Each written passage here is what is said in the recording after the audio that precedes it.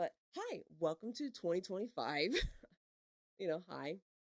Um, I'm gonna tell you this. I was like thinking of changing my name to from Hey Simply Lena to something different because I don't know why I don't like it. I don't know why, but every time that you change your name, it's like it's not good because it confuses your fan base completely. And I'm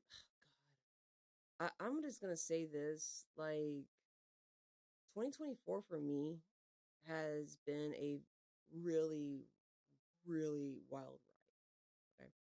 And not in a sense that like it was chaotic or anything. And I mean like a wild ride in a sense that it was pretty chill. But there was like probably two hiccups that I had to deal with, one in April and one in May, back to back. And I dealt with it flawlessly, mind you. Like I dealt with it like a pro, except for April. I cried tears. Like I cried a lot on that during that time, okay? But who doesn't when I mention who it is? But the reason why it was a wild ride was because I spent a lot of time resting, reflecting, and releasing. A lot of stuff that had happened in 23 had trickled over into 24, and it was a period of time where that year I needed to really take a step back, relax a little bit, stop doing certain things such as YouTube videos, such as posting up on social media as I was before, and just staying off Twitch for a bit because I just started feeling disconnected a little bit, and I did not like that feeling. I felt like I was just obligated to do something that I wasn't really like mentally like ready. Not to say ready, but I wasn't fully invested in it yet. I felt like when I jumped on, I did it to kind of like give myself a taste of what it's like. And then like I liked it. But then when I started pushing myself to do more and more, I was just burning myself little by little. So yeah. So I'll tell you the two times that I had a small stress out. The first one crying. The second one was just kind of like, kind of like a sample of what it was like. But April, I almost lost TC. TC's kidneys started shutting down because he has bad kidneys. I had told the vet here in my area. He did not listen. He took him off his medication, so I couldn't get access to it anymore. They were refusing to take him in over the weekend because they were claiming that, oh, we have a skeleton crew. We can't really do much. And I was calling throughout the weekday, and they were still refusing to take him in because they go, oh, we're not taking in walk ins. So I was like, done with this clinic. I have not gone back to them. Even if they call me, I would not even bother picking up the phone to even like acknowledge them because I'm just like done. I had to take TC to a vet that's about 45 minutes away, and they helped them out like beautifully. They were hands on. They got down to his level, and when I mean that he got down to his level, they did not have the table out. They actually sat down on the floor with my cat who was cowarding. I said that word wrong, but it was just terrified and hiding next to me because he didn't know what was going on. And when they were talking to him, he was like getting comfortable. So he started walking around. They did all this test and all that. And it turned out that his kidneys were acting out. So when I told them what had happened, they're like, yeah, we get a lot of clients that are from your area over here all the time. And I'm just like, I had a feeling because they're never busy. They claim they are, and they're like, yeah, we're like the cheapest one to do like a um spade or neutering. I go, I get that. I really do. You guys are the cheapest. You guys are the local. Everyone goes to you because you're close by. These people may be like 30, 45 minutes, but they actually got down to my damn cat's level and they actually like helped. So I had to originally I was supposed to pay about $900. They brought that down to about 400 ish. I think between 350 and $400. They brought it down dramatically. It helped out a lot. And I had a friend that I started talking to, which I don't know if I can consider this person as a friend because they had their own separate agenda. I had mine. I expressed my thing, my my points to them. They did not like it. They stopped talking to me. They started talking to me again, and then eventually they just stopped altogether. And I was just kind of like, I'm done. I can't do this no more. They helped me out. I ended up paying them back. The last payment was kind of like the last. final straw where I was just cutting ties with them altogether because I was just done. And then myself and my grandmother paid and all that. But then we just kind of started working on like, hey, we need to have like a separate thing and all that for emergencies such as TC. So that was the TC thing because TC he had to do IV, he had to take medication. The cat, he was just not having it for like 3 weeks, but it was like 3 weeks of him sleeping right next to me, refusing to leave my side. And I would have my grandmother consistently check up on him every so often when I was working. And yeah, like I even got to the point where I was even considering getting a camera so I can monitor him myself.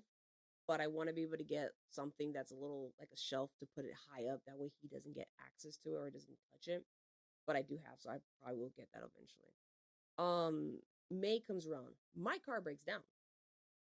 It was the ignition coils that burnt out. I didn't know that could happen because I'm not a car person.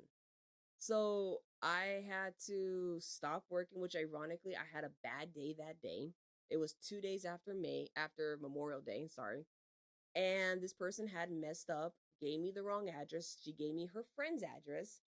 And instead, she was 45 minutes out more. So I, being my dumbass, goes, "Oh, don't worry. I'll go out there and I'll drop off your order. Don't worry, ma'am. I got you." She gave me like $15 extra, and I'm like, it's not worth $15 when I'm driving past like three other Subways you can order from. This lady, I didn't even bother saying that. I had called DoorDash, told them what happened. They said, "Well, since you already marked it down as deliver, if you have no problem going out there, go right ahead. But you already marked it down. We can't give you anything extra." So I'm like, so basically, I'm doing this order for free. I don't know why in my head my inner voice was screaming at me to just call that lady up or text her and tell her, you know what? Yeah, no, you're gonna have to reorder your sub all over again because I'm not driving out there. I should have, but I didn't. So on the way back, my car starts acting out. I had a inner Punisher moment where I'm just like, no, no, no, no. The whole time, I managed to get the car about 12 minutes away from my house, which was great. I had the car dropped off, and I was a sitting duck for about a month when we finally got the parts we needed. And it was hard because of the fact that I wasn't working, and the money that I had made, I used a little bit to kind of like pay for some stuff like bills and all that. But we had to do a lot of cutbacks, and it was hard, okay? A lot. And that was like, I feel like that month alone was like kind of like one of those like those months of, yeah, you can't quit on something so suddenly and then want to do something that you don't have any like standing ground to even do one. So I was just like, yeah, I can't do this. That's when I started my Twitch, when I started streaming in the morning. And even then, I hated every second of it. I did not like work streaming in the morning at all. I don't mind streaming in the afternoon or evening hours. I really don't. But in the morning, I'm like, I don't understand how half of these streamers can do it so early in the morning. I don't know how because I'm exhausted. Today when I was thinking about it, I was just like, wow, 2024 was, it may have been a wild ride for me in a sense, but it was pretty chill. It was a lot of reflection, it was a lot of rest, there was a lot of release, and it was awesome. It felt good to let go of a lot of stuff that I was holding on to, a lot of self-blame, a lot of self-doubt, a lot of, stuff that I took a lot of burden from a lot of people. I had taken a lot of unnecessary responsibility that for things that other people have done to me that I would blame myself for, thinking that I was the issue, that I was the problem, that I'm like the horrible person. I believed it a little bit. I was starting to believe them little by little, but then when like I really took a step back, and this is where people say, "Oh, put yourself in other people's shoes." Yeah, do that. See the other person's perspective. But what the thing is that you need to also do is take yourself out of your own damn shoes and look at the whole damn picture. Look how you're reacting, how they're reacting, and how everyone that's around reacting. Understand that the people around that are slightly affected are being put under a lot of stress. For me, it's like when I took that step back and looked inward, started looking at myself, and I kind of was just thinking to myself, it's like, I never really was the problem. I go, yeah, maybe there were certain things in this issue I could have done differently, and I own up to it. I'm not perfect. And What's more important is that I can understand that, hey, you know what, if it happens again, or if I'm put into another situation that this is something that is a recurring situation, I know how to react to it the next time instead of reacting the way that I did then. So I just kind of sat there and I just said, I'm done. Am I like kind of dropping these people? No, like no, you guys, some of these people had dropped me. And I say this, my door's open. It's not open with a door stop. I'm gonna tell you that right now. My door is unlocked. You need to knock. Okay. It's not a door that you can just automatically open up and be like, hey, we're here. Can we talk? No. You need to knock because you don't know what day I'm gonna have that day you decide to kind of come back in. Because I don't definitively, and I would say this, I probably had cut off maybe one person completely from my life because I just genuinely felt absolutely betrayed by this person because I put a lot of trust in them and then they had like the nerve to make it seem like I was the one that done so much harm to them when I was the one that was supporting them. And they just went above and beyond to paint me as like the, I'll just say the villain or the villainess, whatever you want to call it. I don't care.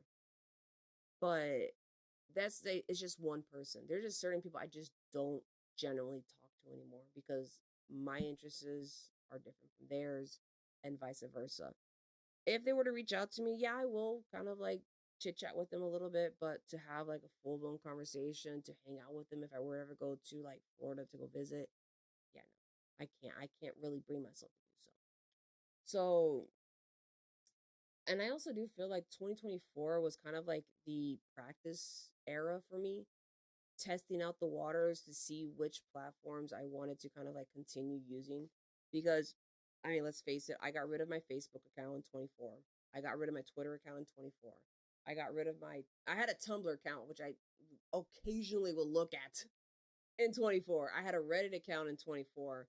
I got rid of like four accounts. And I'm just sitting here like, I don't want to stream on Twitch. And that whole thing was just a trial thing. Like I had Twitter or X, tried to tweet a couple times, did not like it, so I moved on. I deleted that, got sick of it because I just got so tired of the negativity that was on there. Instagram is no better, but I do like it because I do like taking pictures. I do like photography. I want to get back into photography. I haven't posted because, like I said, I kind of disconnected from social media for a bit. Like I just already said it. Like I may not stream on Twitch anymore. I didn't like it. I really didn't. I feel like predominantly I would just focus on YouTube because I like the how YouTube is. I had a lot of fun. My videos are already there. I feel like when it comes to video games, I probably would do them off screen and then just do podcasting like I was doing before because I had a lot of fun when it came to my podcasting and a lot more people actually looking at my stuff versus my video game stuff. If I do video games, I probably would do group stuff, but it's just one of those like, but like I said, 2024 was just like the practice run, me testing out the waters to see what is it that I wanted, and then with which ones I should just drop and just continue moving forward.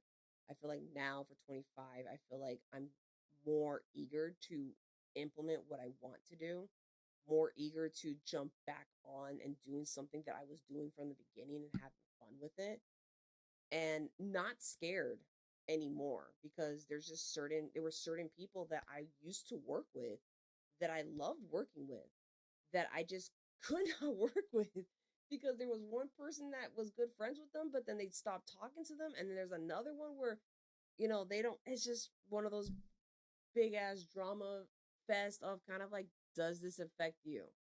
Like, does it affect your life? No. Then move on. Okay.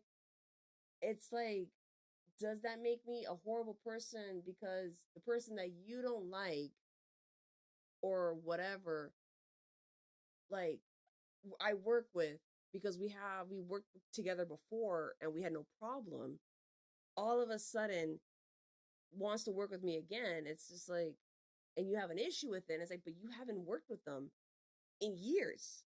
So make that make sense. But yeah,